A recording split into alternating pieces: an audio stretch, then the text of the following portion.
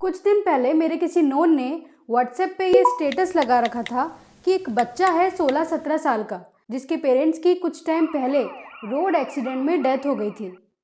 अब वो बच्चा सांस लेने में तकलीफ होने की वजह से हॉस्पिटल में एडमिट है और उसके इलाज के लिए अर्जेंटली पैसों की ज़रूरत है, नीड हेल्प। उनका ये मैसेज पढ़ के मेरे माइंड में ये थॉट आया कि उस बच्चे के पेरेंट्स ने कभी भी रोड एक्सीडेंट से पहले ये नहीं सोचा होगा कि उनके बच्चे को इलाज के लिए ऐसे दर दर की ठोकरें खानी पड़ेगी। अब आप लोग सोच रहे होंगे कि इसमें कोई क्या ही कर सकता है।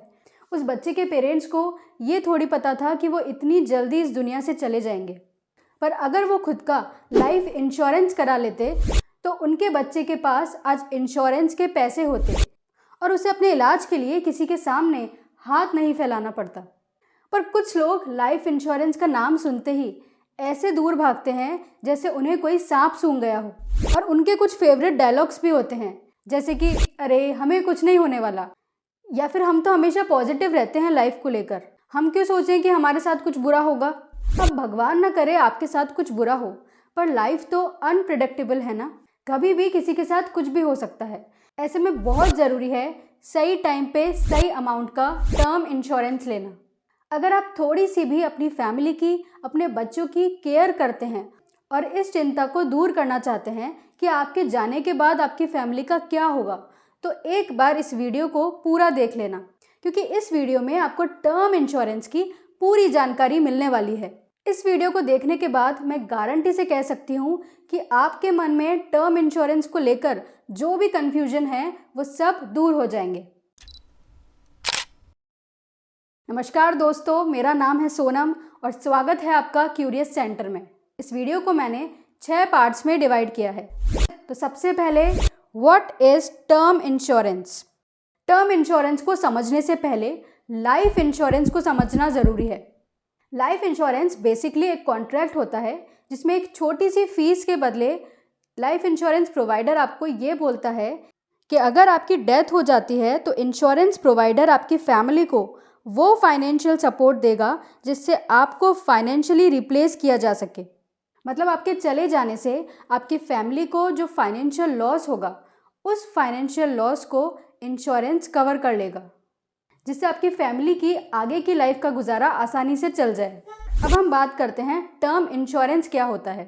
सपोज करिए आप अपनी फैमिली के ब्रेड अर्नर हैं, आपकी एज है 25 साल और आपके बच्चे भी अभी छोटे हैं, पर आज से 30 से 35 साल बाद आपके बच्चे भी कमाने लायक हो जाएंगे, इंडिपेंडेंट हो जाएंगे। मतलब आप पर आपकी फैमिली सिर्फ तब तक डिपेंडेंट है जब तक आप 60 या 65 साल के हो जाएंगे। आपकी फैमिली आप पर डिपेंडेंट हमेशा के लिए नहीं होने वाली है, तो आपको अपनी पूरी लाइफ के लिए इंश्योरेंस लेने की ज़रूरत ही नहीं है। आपको चाहिए सिर्फ उतने टर्म का, उतने पीरियड का इंश्योरेंस जिस टर्म में आपकी फैमिली आप पर फाइनेंशियली डिपेंडेंट है। तो जब आप अपनी पूरी लाइफ के लिए नहीं बल्कि एक पर्टिकुलर टर्म जैसे कि 15 साल, 20 साल, 25 साल के लिए ही अपना इंश्योरेंस लेते हैं तो उसे टर्म लाइफ इंश्योरेंस कहते हैं। टर्म इंश्योरेंस की सबसे खास बात यह है कि ये सबसे सस्ता और अफोर्डेबल लाइफ इंश्योरेंस होता है, जिसमें आपको काफ़ी बड़े अमाउंट का कवर काफ़ी कम प्रीमियम पे मिल जाता है।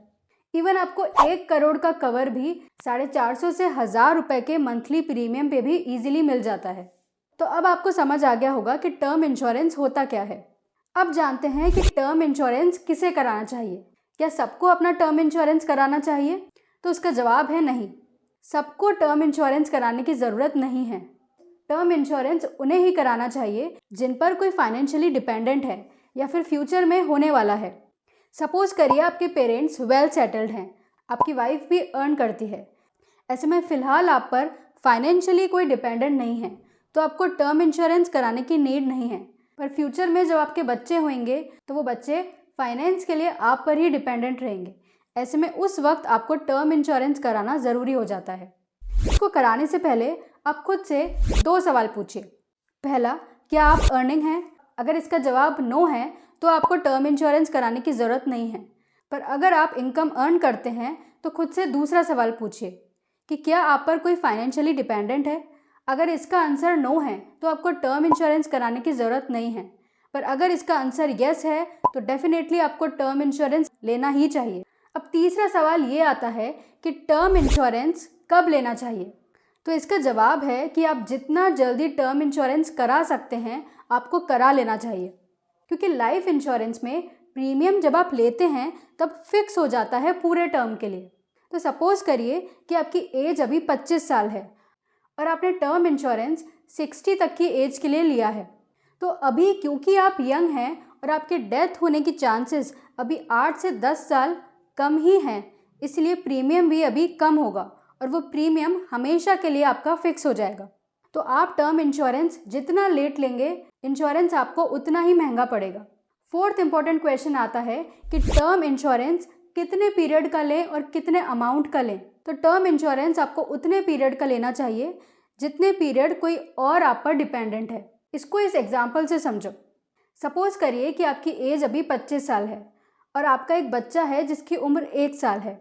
अब आपको ये लगता है कि आने वाले 30 साल आपका बच्चा फाइनेंशियली आप पर डिपेंडेंट है, पर 30 साल बाद वो कमाने लायक हो जाएगा और पैसा कमाने लगेगा। ऐसे में आप 30 साल का टर्म इंश्योरेंस लें।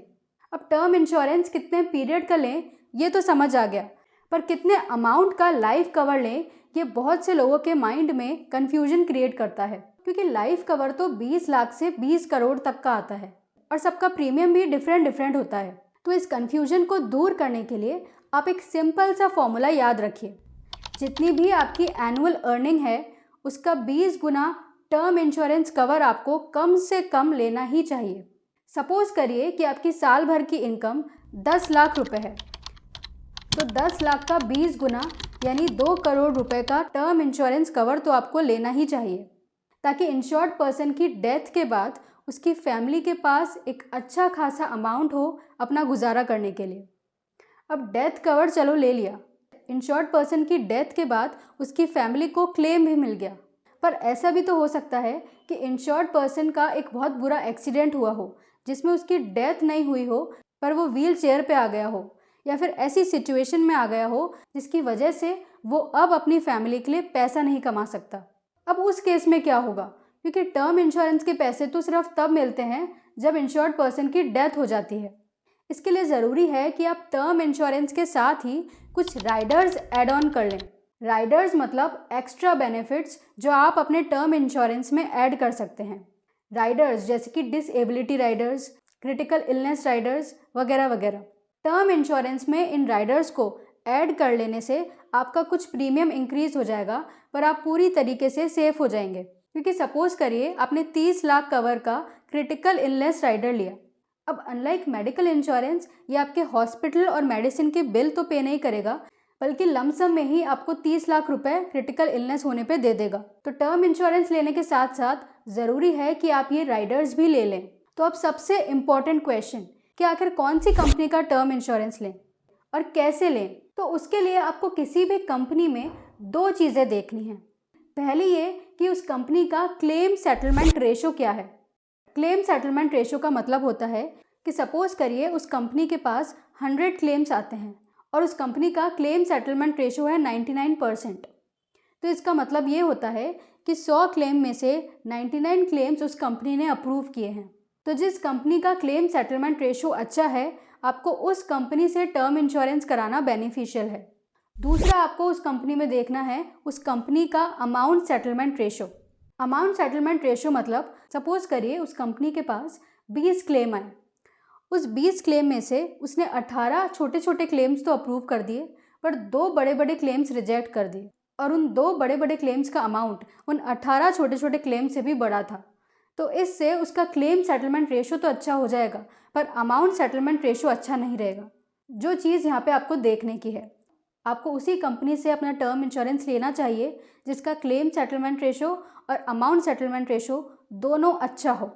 टर्म इंश्योरेंस आप चाहे तो किसी इंश्योरेंस एजेंट से भी करा सकते हैं, वरना ऑनलाइन भी आजकल ऐसी काफ़ी सारी वेबसाइट्स अवेलेबल है जिनके थ्रू आप अपना टर्म इंश्योरेंस करा सकते हैं, उन्हें एक दूसरे के साथ कंपेयर करके। टर्म इंश्योरेंस से रिलेटेड अगर आपको कुछ भी डाउट है तो आप कमेंट करके पूछ सकते हैं। आशा करती हूँ कि ये वीडियो आपके लिए हेल्पफुल रहा होगा। इस वीडियो को देख के अगर आपकी थोड़ी सी भी नॉलेज बढ़ी है तो चैनल को सब्सक्राइब करना मत भूलिएगा और इसे शेयर कीजिए ज़्यादा से ज़्यादा। Thanks for watching.